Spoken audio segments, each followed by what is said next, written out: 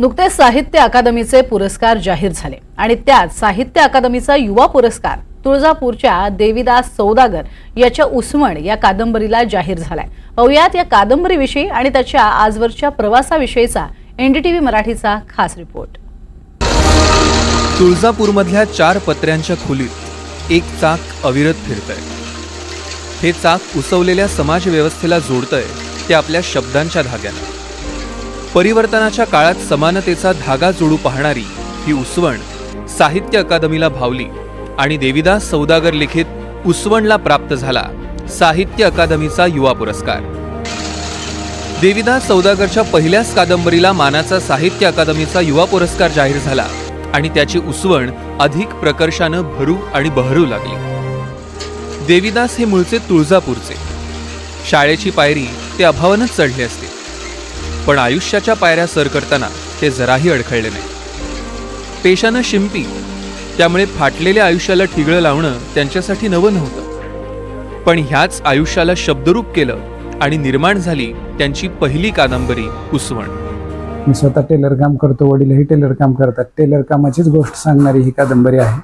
पारंपरिक व्यवसाय बंद पडून इतर व्यवसायाकडे वळत असतानाचा मधला संक्रमण काळ पकडू बघणारी ही कादंबरी आहे आणि एका गरीब घरच्या मुलाला आणि ज्या शाळेचं दार न बघितलेल्या कुटुंबातल्या एका मुलाला हा पुरस्कार भेटला आहे, याचाही आनंद वाटतो।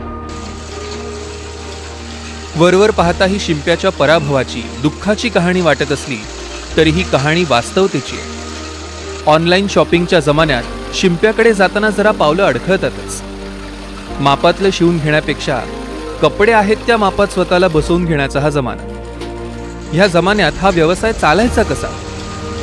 शहरी भागात शिंप्याचा डिझायनर झाला आणि ग्रामीण भागात त्याच शिंप्याला अस्तित्वासाठी जगडावं लागतंय। त्याचीच ही कथा आहे आणि प्रत्येक कथेला जसा नायक असतो तशा आयुष्याच्या खऱ्या कथेत नायकाच्या मागे एक खरीखुरी नायिका असते। देविदासच्या नायिकेला जेव्हा पुरस्काराबद्दल कळलं तेव्हा तिला आनंदाश्रू अनावर झाले। नेहमी त्यांचं लिखाण चालू असते, कविता येत राहतात पेपरला, नंतर ह्याला किशोरला लिखाण चालूच आहे। पुरस्कार भेटल्याबद्दल खूप आनंद झाला। पुरस्काराचा असा आनंद एवढा झाला की डोळ्यातून अश्रू आले, ते आनंद अश्रू म्हणावं। वेदनेला पुरस्कार दिल्यानं वेदना संपत नाही, हे देविदास यांचं वाक्यच पुरस्कारातून आलेली जबाबदारी दाखवतं आणि सोबतच युवा लेखक म्हणून सरकार दरबारी असलेल्या अपेक्षा देखील व्यक्त करतं। परिस्थिती प्रतिकूल असली तरी आत्महत्येचा मार्ग स्वीकारू नये असं देविदास यांचं म्हणणं आहे।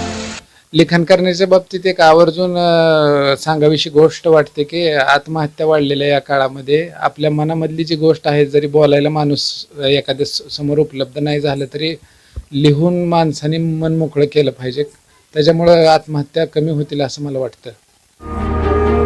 देविदास यांना पुरस्कार प्राप्त झाल्यानं गावात आनंदाचं वातावरण आहे। महिला औक्षण करतायत, गावकऱ्यांमध्ये आनंद आहे। 4 पत्र्यांचं घर आनंदानं ओसंडून वाहत आहे।